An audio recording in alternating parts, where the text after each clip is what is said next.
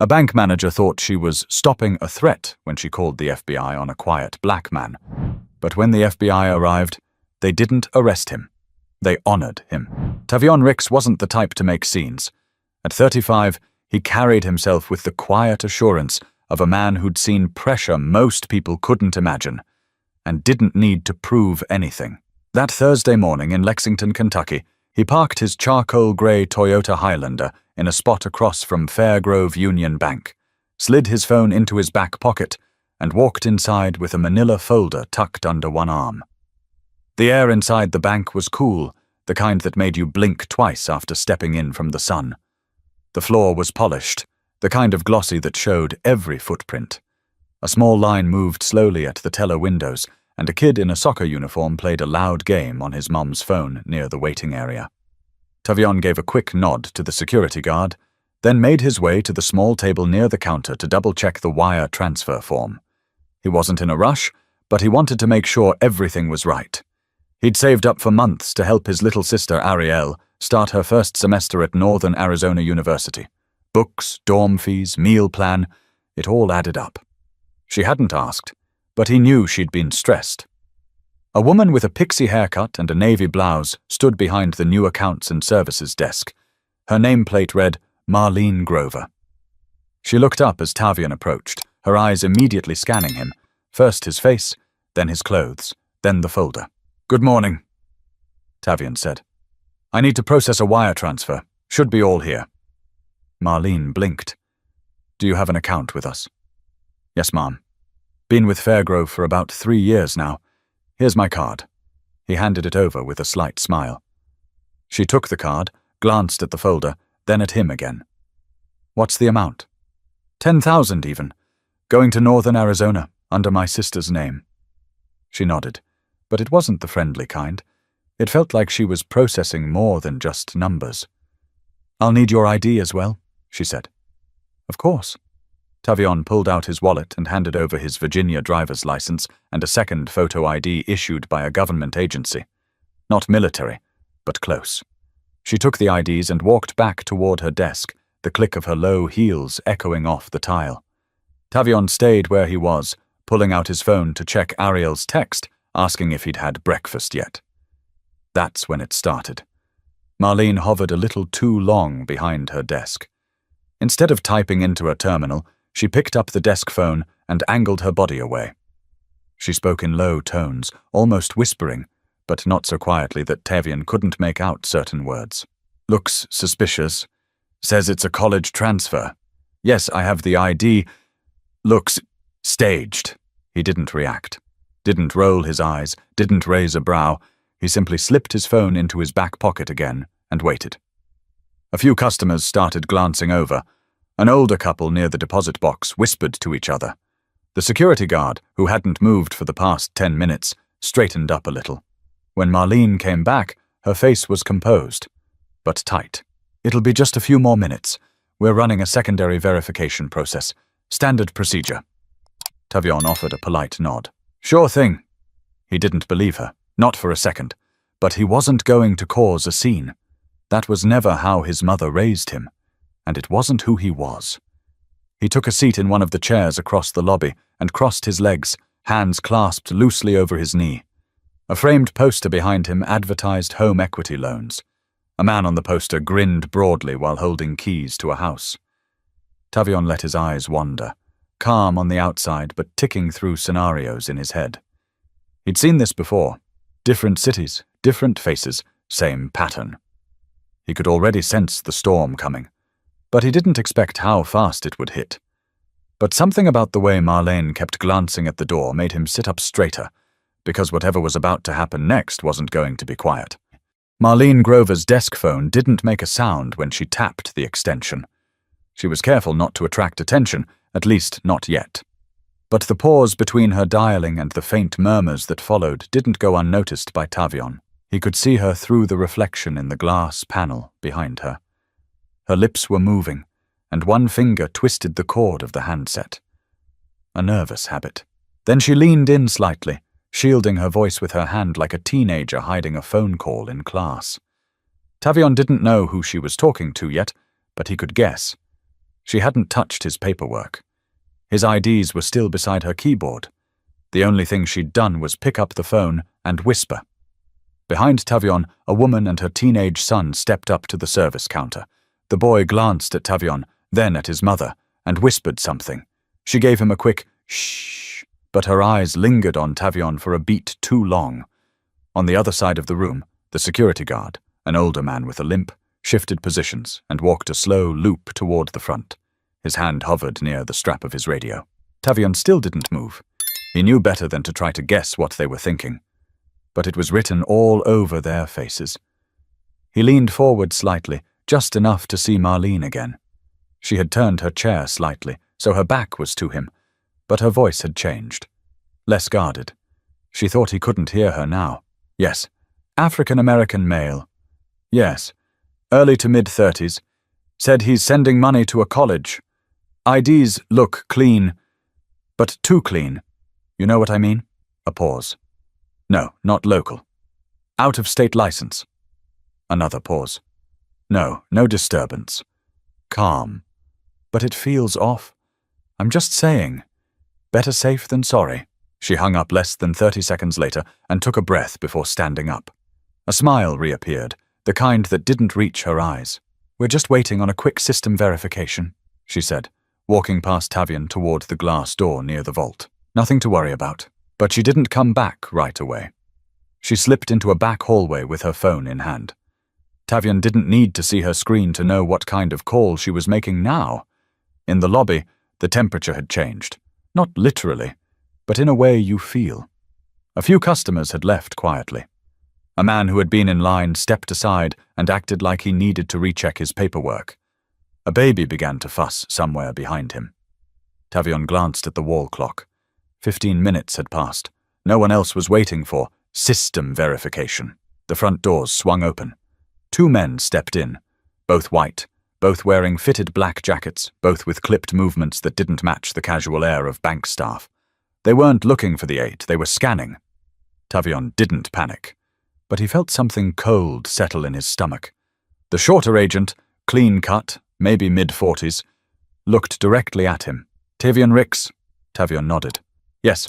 Sir, would you mind stepping over here with us? Just a couple of questions. Won't take long. Customers stopped mid-motion. One lady's purse fell off her shoulder as she turned. The security guard made a step forward, but hesitated. Tavion stood slowly, keeping both hands visible. I'm sorry, he said, looking directly at the agents. Can you tell me what this is about? The taller man didn't answer. The shorter one said, Just a standard inquiry. You're not under arrest. He followed them across the lobby to a side office, the kind they usually use to pitch small business accounts.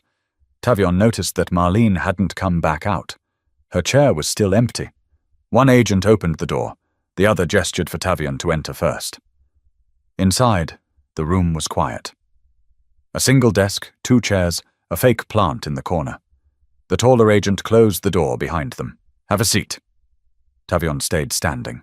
I'd like to know why I was pulled aside before I sit down.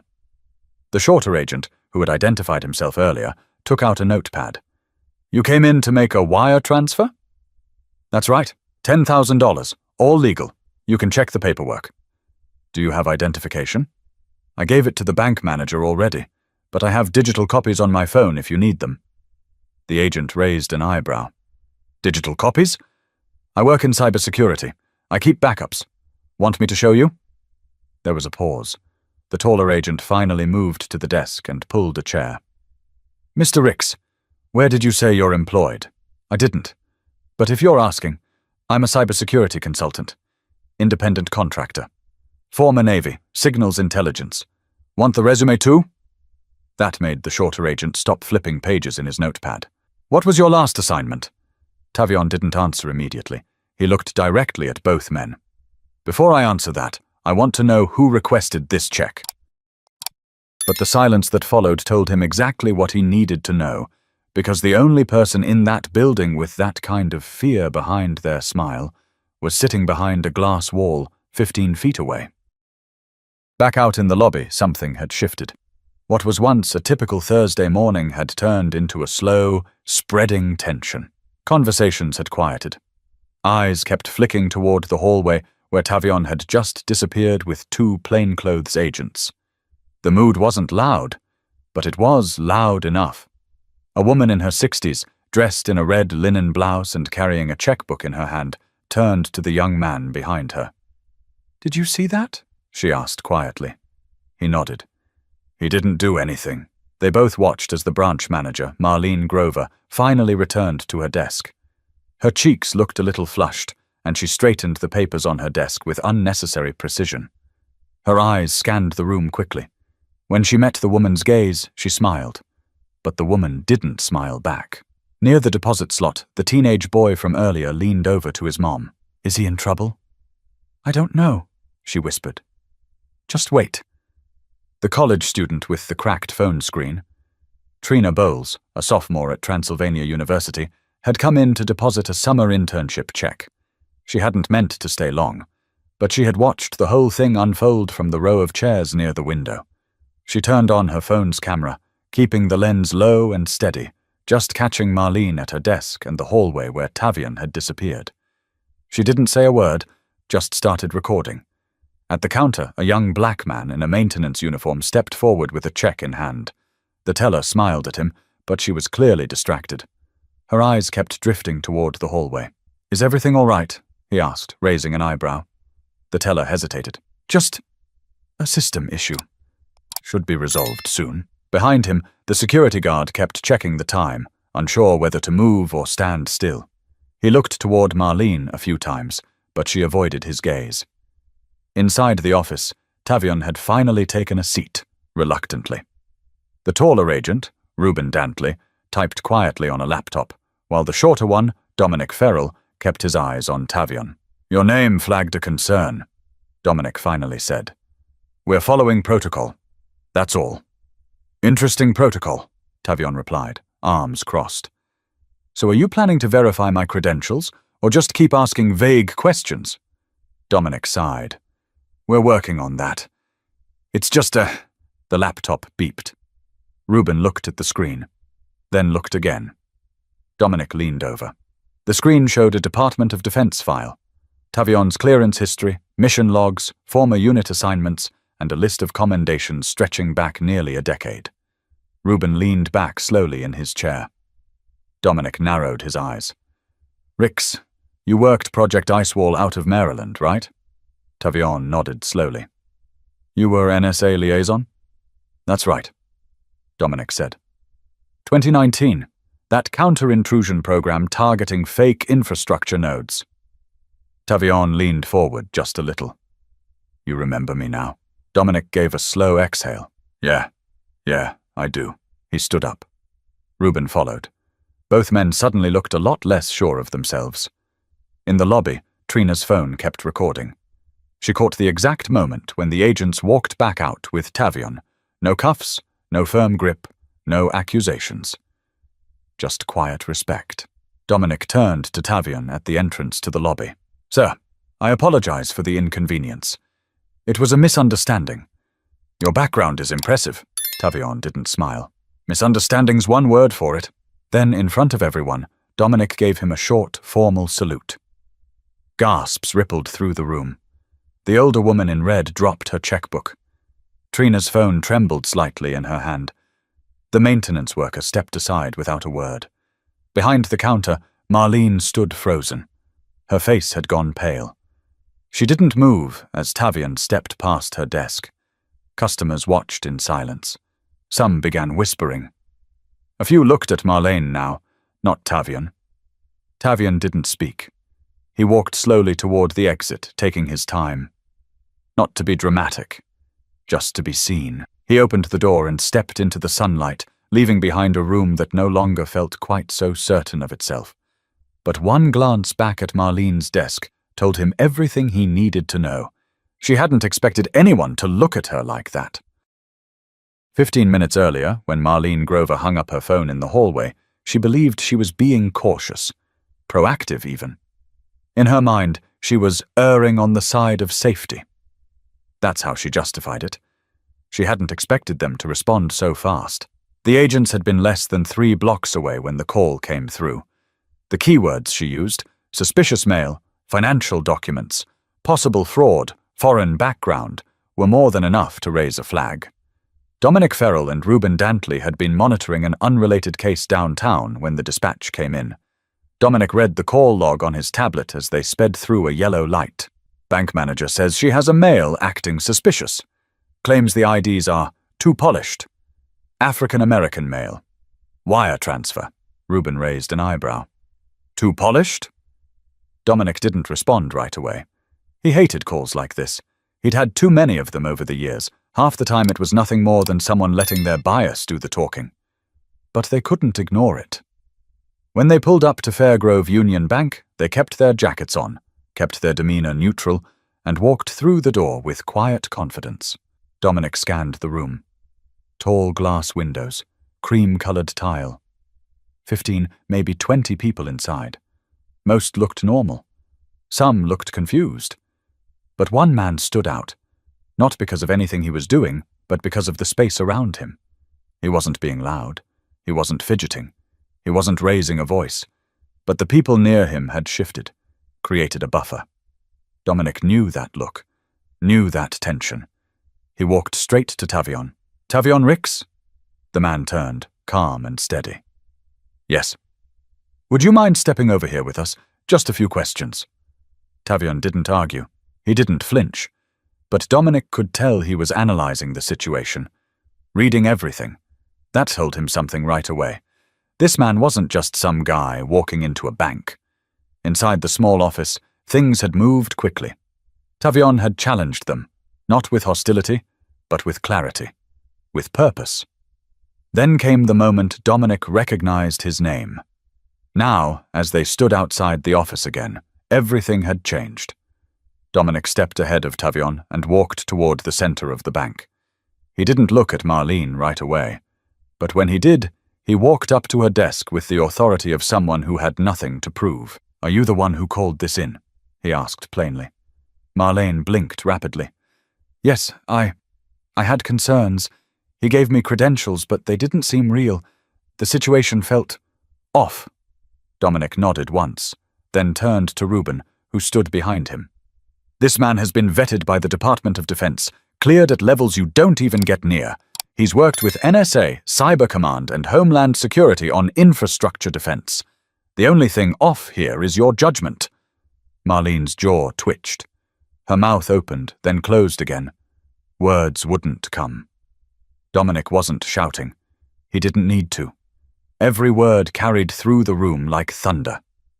If someone hands you a clean ID and you don't believe it because of how clean it is, then you're not doing your job.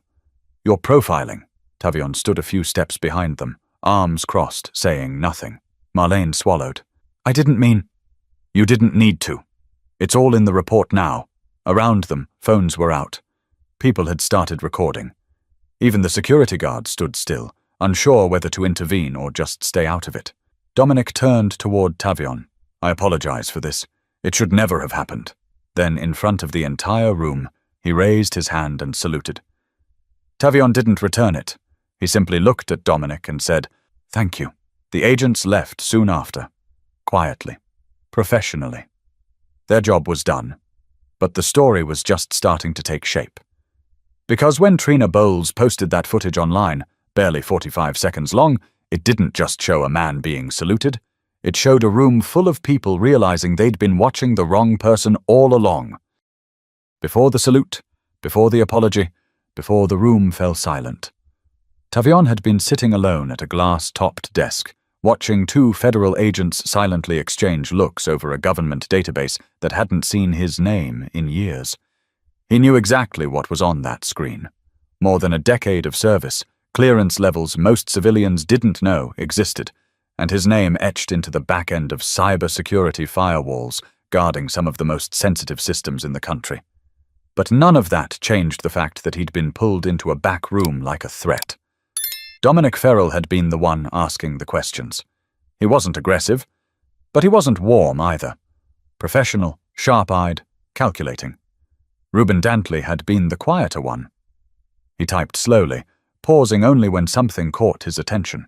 "So, Mr. Ricks," Dominic said, breaking the stillness. You said you've been contracting independently. Tavion didn't blink. Since 2021, after I left the Navy.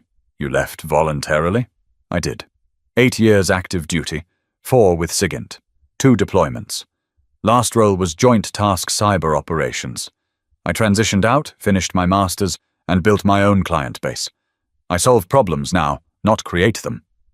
Dominic tapped the notepad with the end of his pen. This transfer, $10,000 to an out-of-state account. Can you explain the purpose again? Tavion tilted his head slightly. Are you serious? Just documenting. For my sister, Ariel, first-generation college student. I promised my mom I'd help her get through school. Dominic let out a quiet breath. Not a sigh. Just the sound of realizing this wasn't the story they'd been sent to find. Reuben finally spoke. You said you worked on Icewall. That's right, Tavion replied, his voice calm. 2019. I was assigned to infrastructure penetration testing. Fake attack vectors designed to expose flaws in water and energy grids. I remember because we were working double shifts during that Texas breach scare. Dominic nodded slowly. You know, I thought your name sounded familiar. I figured you would, Tavion said. I remember you from the debrief at Fort Meade. You were the liaison, right?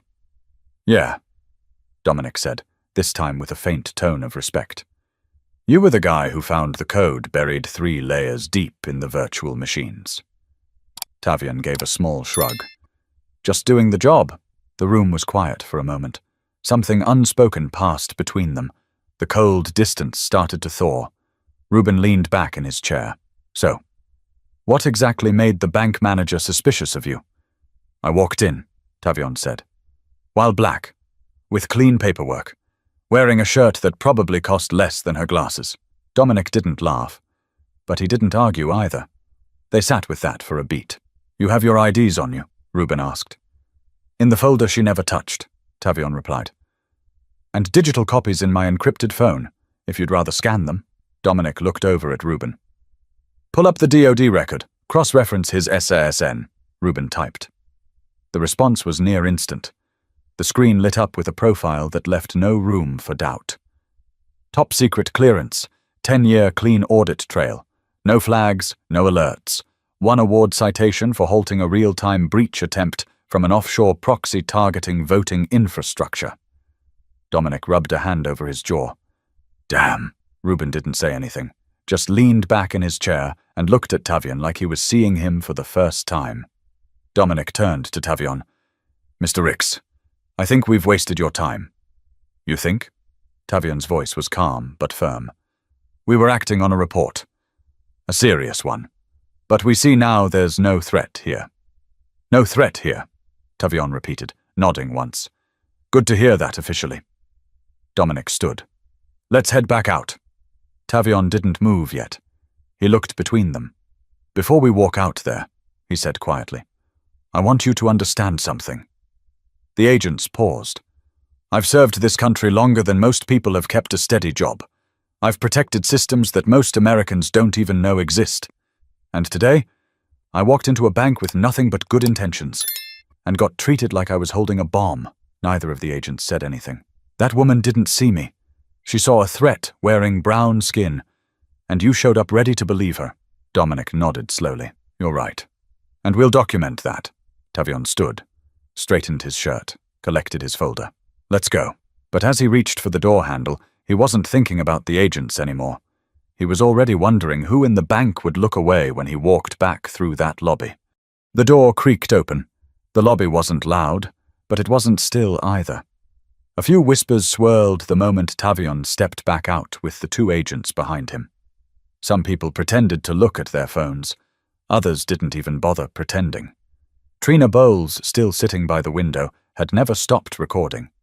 She tilted her phone slightly now, catching a better angle. The video showed Tavion walking steadily, hands at his sides, posture straight, with 2 federal agents just a half step behind him. No cuffs, no shouting, no resistance, just quiet tension and something more brewing beneath the surface. Marlene Grover's fingers froze mid-keystroke when she saw them return. She glanced at the taller agent, Reuben, then quickly at the shorter one, Dominic. Her smile returned, but it was brittle, like glass too close to a flame. Dominic stepped around Tavion and walked directly to her desk. He didn't rush. He didn't raise his voice. But every step he took carried weight. "You filed the initial report?" he asked flatly. Marlene swallowed. "Yes, I had concerns about the legitimacy of the documents. The situation felt suspicious." Dominic stared at her for a long second. Not with anger, but with disbelief. Like he was trying to decide if she really believed the words coming out of her own mouth. "Do you know who that man is?" he asked. No, I didn't at the time." "That man," Dominic interrupted, pointing toward Tavion without turning, "has worked on national security operations that directly protected the digital infrastructure of this country.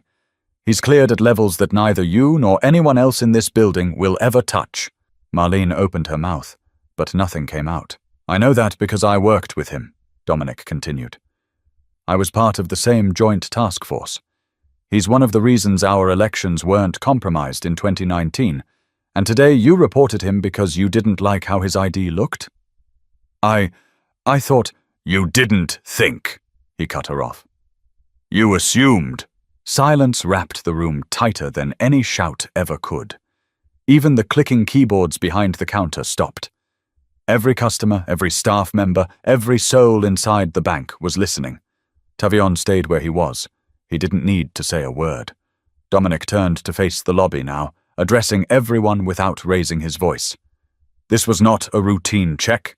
This was a man wrongly flagged because of suspicion rooted in nothing more than gut feeling. A man who has served this country with integrity, who came here today for a wire transfer and got treated like a threat. Ruben stood quietly near the door, watching. He didn't speak either. He didn't need to. Dominic turned back to Tavion, meeting his eyes. "I'm sorry," he said simply. "This shouldn't have happened." Then, without waiting for a response, he raised his right hand and offered a formal, respectful salute. Marlene's face went slack. Someone gasped. A woman in the back dropped her pen. Trina's phone caught it all. The shift in the room, the stunned silence, the realization. Tavion didn't salute back. He didn't have to. He gave a nod that was sharper than any words. And then he turned, folder in hand, and began walking toward the exit. Not fast, not slow, just deliberate. As he passed Marlene's desk, she shifted in her seat, as if trying to disappear behind her monitor. She looked at him, but he didn't return the glance. She knew what he meant by that. The doors opened, and the sunlight spilled across the lobby floor. Tavion stepped outside without looking back. No dramatics, no final word. He just left, and behind him, the building stayed still. The air felt heavier now, like everyone inside was still trying to understand what they had just witnessed. Marlene slowly sat back in her chair, but it was clear. She wasn't in control anymore. But what she didn't know was that a 19-year-old student had just uploaded that video, and within the hour, her decision would be seen by millions. Marlene Grover had worked at Fairgrove Union Bank for 12 years. She started as a teller, climbed into management, and eventually claimed the title of senior branch manager for one of the busiest locations in the city. She was known for being meticulous, firm, and by the book. But what no one ever said, not out loud, was that Marlene had a reputation for overreacting in certain situations. Some staff had seen it. A few had quietly whispered about it in the break room. A young black teller named Kendra Wells, just 7 months on the job, had watched Marlene stare down a young Latino customer last month over a slightly crumpled $100 bill. She remembered the man's face. Confused, embarrassed, then angry. He walked out without saying a word. It wasn't just one time. There were stories, pieces that never made it to HR. People didn't complain formally, just stopped coming back. But none of it had gone public. Until now. Within hours of Trina Bowles' video hitting social media, it had already gained traction. The caption was simple. "Man saluted by FBI after racist bank manager calls them on him. Whole thing caught in real time." The footage showed Tavion walking out of the bank with quiet dignity. It showed the agents, the salute, the moment of realization. And though Marlene was never directly named, the internet didn't take long to identify her. People started commenting with details, former employees, customers, even someone who said they trained with her years ago. Screenshots of Marlene's LinkedIn profile started circulating. So did a 2016 post she'd made about trusting your instincts, when certain people come in with stories that seem too polished. That phrase hit hard now. By Friday morning, the bank's official social media accounts were flooded with comments demanding accountability. Hashtags began trending. Anton Tavion Ricks, heart banking while black, saluted, not arrested. The corporate office scrambled to respond. By noon, they issued a public statement. We are aware of a troubling incident that occurred at our Lexington branch. We take these matters seriously and have launched an internal review. The employee involved has been placed on administrative leave pending investigation. But the internet didn't want internal reviews. They wanted consequences. Meanwhile, Tavion said nothing. No press, no statement, no post, except for a quiet photo of him and his sister Ariel, captioned simply, "She got her books. That's all I wanted." Back at the bank, things were unraveling. Kendra Wells walked into work that morning to find a corporate compliance officer already sitting in Marlene's office. Doors were closed, blinds drawn. People whispered, but nobody had answers. By mid-afternoon, Marlene left the building. No dramatic exit, no goodbye, just a tight expression and a box of her things. She didn't speak to anyone, didn't make eye contact, just kept walking.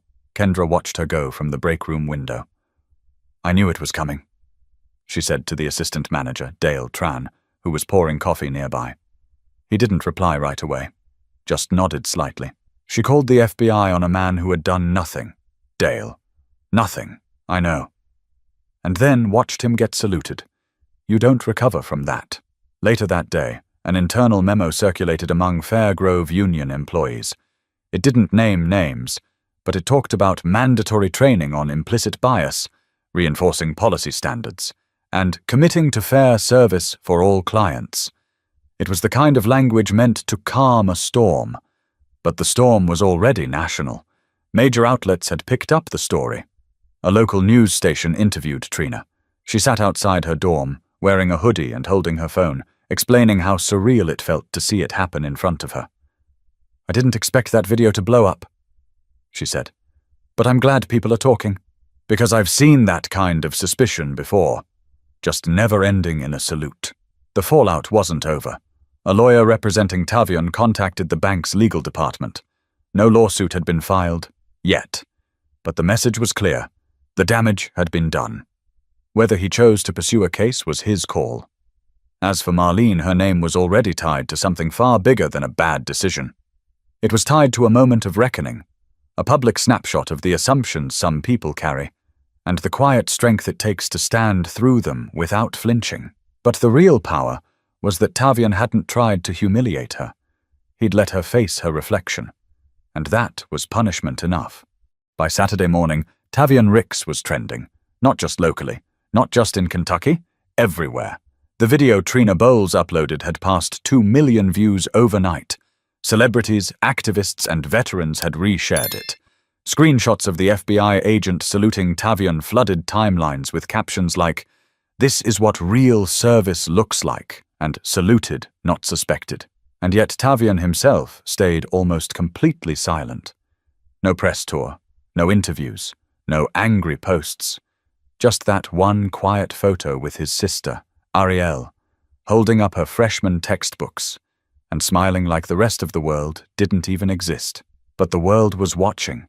Comment sections were on fire. Some people were furious, raging at the unfairness of it all. Others shared stories of their own, banking incidents, airport security checks, store managers trailing them down aisles just in case. Black professionals, veterans, even teachers came forward saying they knew the feeling. The story had cracked something open. Late Saturday night, a panel discussion aired on a regional news network. 4 guests, including a retired Marine Corps colonel and a civil rights attorney, debated what happened at Fairgrove Union. "Would she have made that call if he looked like me?" the colonel asked, pointing to himself. The attorney leaned in. "She didn't see a customer. She saw a scenario. The problem isn't what he did. It's what she imagined he might do." And just like that, the conversation moved from Tavion's specific case into a broader question. How many people are judged before they speak a word? By Sunday morning, the story reached national networks. Morning anchors replayed the footage on loop, breaking it down like a courtroom cross-examination. They played the moment Dominic Ferrell raised his hand in salute over and over again. Slow motion, close up. Some were angry Marlene hadn't been named in the bank's official statement. Others found her name anyway. Her profile was already gone from Fairgrove's website. But screenshots lived on. So did public records of past customer complaints, minor incidents, quietly settled, but now coming into sharper focus. Meanwhile, Trina Bowles was trying to process her sudden viral fame. She'd gotten calls from 5 journalists and 2 national podcasts. She turned most of them down. "I wasn't trying to be a hero," she posted. "I just didn't want it to get swept under the rug." Tavion's silence, though, was louder than any post. A few of his former Navy colleagues started speaking on his behalf, not formally, but through their own channels. One man shared a photo of a younger Tavion in fatigues, hunched over a laptop in a makeshift command tent, with the caption, "That guy once stopped a breach mid-deployment with a laptop duct-taped to a crate. You think he can't wire 10 grand to his sister?" That post got picked up by a military humor page and spread like wildfire. Memes followed. Some made jokes. "Marlene, FBI, help!" FBI, "Salutes Tavion." Marlene, "System error." Others were dead serious. Split screens of Tavion and Marlene with captions like, "This is what bias looks like." Through it all, Tavion didn't react. That silence only made people more curious. Journalists knocked on doors. A few even drove past his apartment complex, hoping for a quote. A neighbor, Mr. Calhoun, told a reporter, "He's a good man, keeps to himself. Helped me lift a busted water heater last month without being asked." The reporter nodded, but looked disappointed.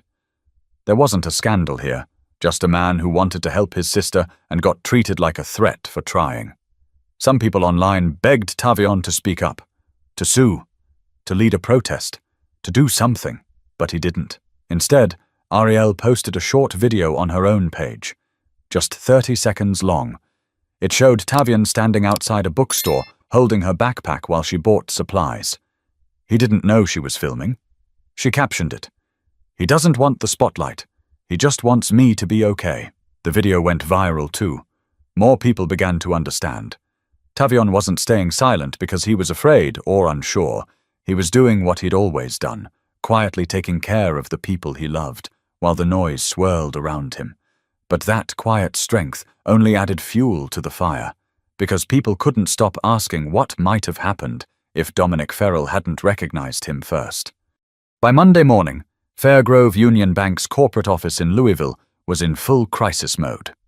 The PR team had pulled an emergency weekend shift, running media simulations and drafting apologies. Internal memos were flying. Executives were holding video calls every 2 hours. Their flagship Lexington branch, the one everyone was now talking about, had become the center of a national controversy.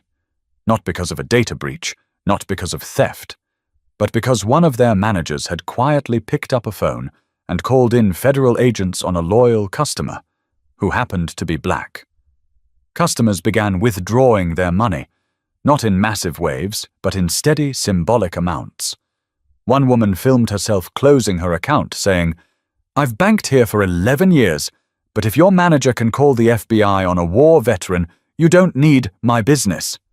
It was everywhere now, talk radio, op-eds, workplace forums. People weren't just mad. They were asking real questions. How many other Tavion Ricks had there been? How many hadn't gotten saluted? At the same time, Tavion's inbox filled with quiet notes of support, from all corners. An Air Force colonel he hadn't heard from in 5 years. A middle school teacher from back home in Roanoke. Even an old rival from basic training who simply wrote, "You handled that better than I would have. Respect." But it wasn't just the military watching. Local politicians started weighing in. A state representative gave a speech on the House floor, using Tavion's experience as a call for deeper anti-bias training in banking. She didn't mention Marlene by name, but everyone knew who she meant. And then came the deeper dig. A group of independent watchdogs released a short report titled Bias in Plain Sight, The Case of Fairgrove Union.